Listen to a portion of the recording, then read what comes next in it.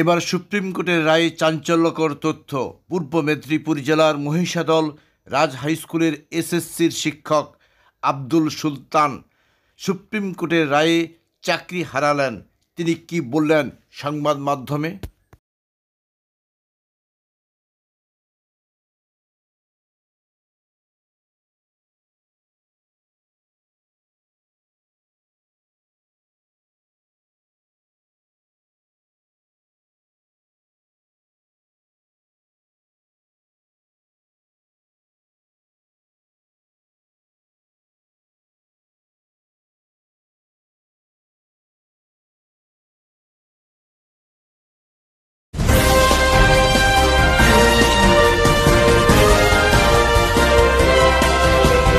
কেকার পেস্ট্রিতে জিবে জল সপারি ওয়াও আশাতে লাজবাব নিউ বিদ্যুৎ বেকারি।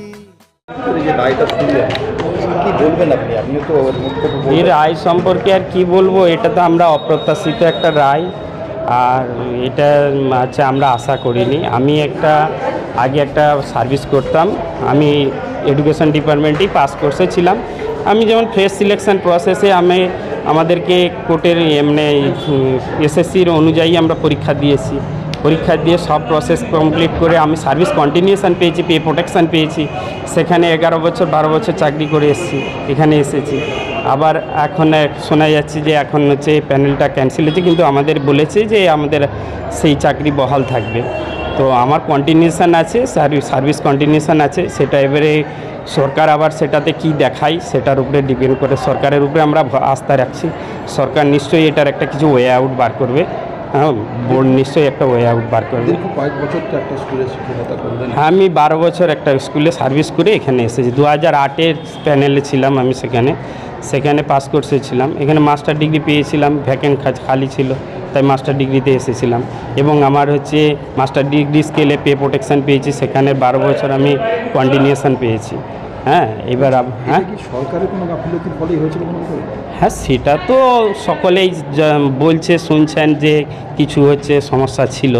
তো তার সত্ত্বেও তো সিবিআই আমাদের সর্বোচ্চকারী সংস্থা, যেটা দেশের সর্বোচ্চ তদন্তকারী সংস্থা, সে রিপোর্ট দিয়ে বলে দিয়েছে যে এরা হচ্ছে খারাপ। তাদেরকে বাদ দিয়ে আমাদেরকে সকলকে রাখা উচিত ছিল, কিন্তু সেটা হচ্ছে জাজমেন্টে যেটা প্রধান বিচারপতি যেটা করেছেন বুঝেছেন, সেটার উপরে তো আমি বলতে পারি না কিছু।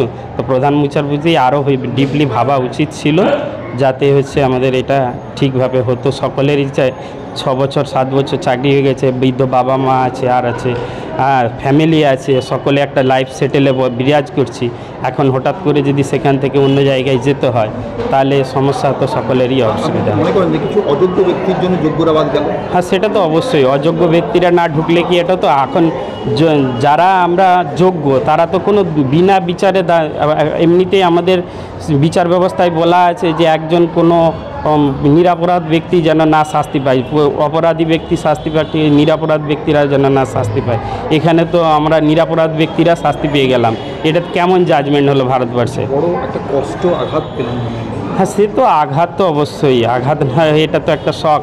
তবে আমরা আস্থা রাখছি এখনও পর্যন্ত রেকটিফিকেশান যার যে করা যায়, সেটার জন্য আমাদের সংগঠন থেকে আবার অ্যাপ্লাই করা হবে হয়তো।